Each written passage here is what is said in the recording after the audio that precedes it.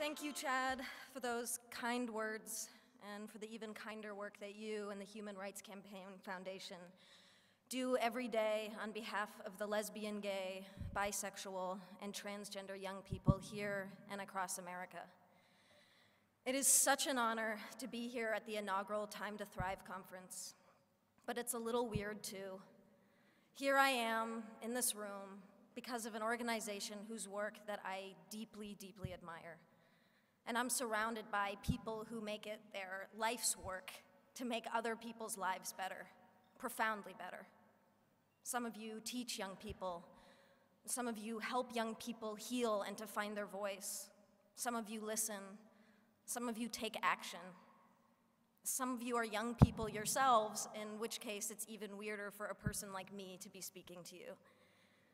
It's weird because here I am, an actress representing, at least in some sense, an industry that places crushing standards on all of us.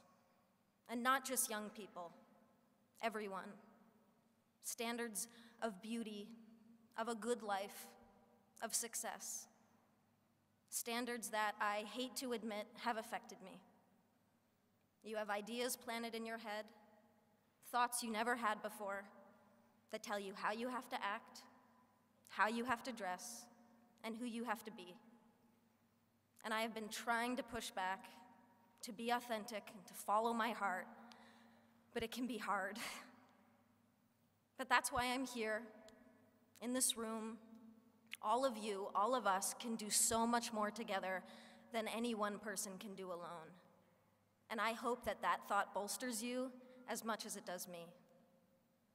I hope that the workshops you go to over the next few days give you strength, because I can only imagine that there are days when you've worked longer hours than your boss realizes or cares about just to help a kid who you know can make it. Days where you feel completely alone, undermined, or hopeless. And I know that there are people in this room who go to school every day and get treated like shit for no reason. Or you go home and you feel like you can't tell your parents the whole truth about yourself. And beyond putting yourself in one box or another, you worry about the future, about college, or work, or even your physical safety. And trying to create that mental picture of your life, of what on earth is going to happen to you, can crush you a little bit every day. And it is toxic and painful and deeply unfair. And sometimes it's the little insignificant stuff that can tear you down. Now, I try not to read gossip as a rule, but the other day, a website ran an article with a picture of me wearing sweatpants on the way to the gym. And the writer asked, "Why does this petite beauty insist upon dressing like a massive man?" Because I like to be comfortable.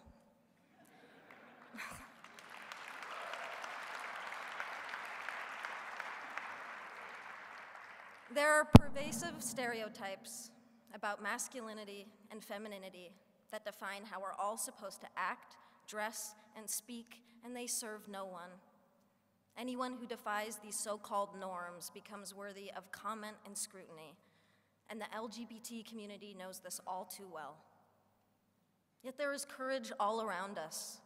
The football hero, Michael Sam, the actress, Laverne Cox, the musicians, Tegan and Sarah Quinn, the family that supports their daughter or son who has come out. And there is courage in this room, all of you. And I'm inspired to be in this room because every single one of you is here for the same reason. You're here because you've adopted as a core motivation the simple fact that this world would be a whole lot better if we just made an effort to be less horrible to one another.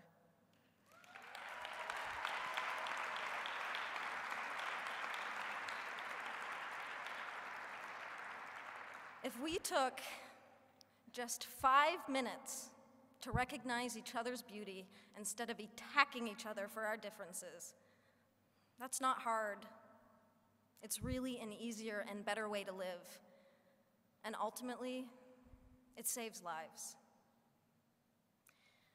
Then again, it can be the hardest thing, because loving other people starts with loving ourselves and accepting ourselves. And I know many of you have struggled with this, and I draw upon your strength and your support in ways that you will never know. And I am here today because I am gay. And because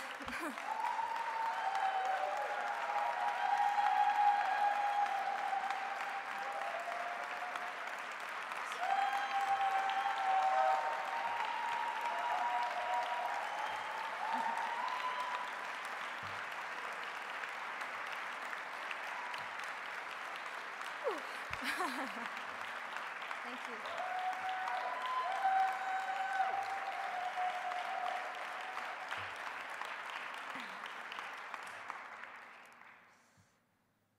And because maybe I can make a difference to help others have an easier and more hopeful time.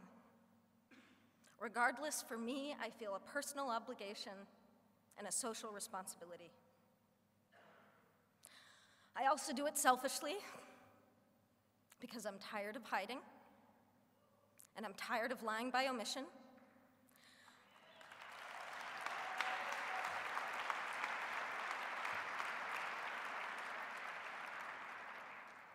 I suffered for years because I was scared to be out.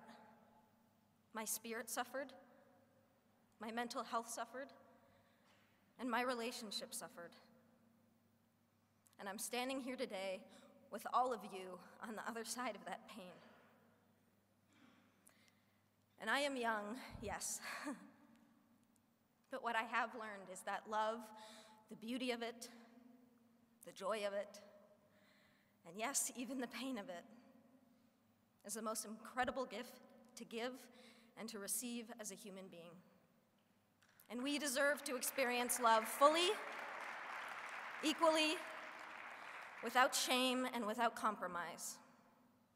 There are too many kids out there suffering from bullying, rejection, or simply being mistreated because of who they are. Too many dropouts, too much abuse, too many homeless, too many suicides. You can change that, and you are changing it. But you never needed me to tell you that. And that's why this was a little bit weird.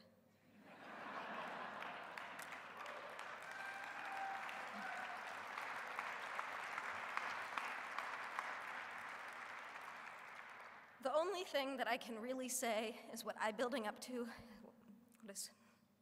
is what I have been building up to for the past 5 minutes. Thank you. Thank you for inspiring me. Thank you for giving me hope. And please keep changing the world for people like me. Happy Valentine's Day. I love you.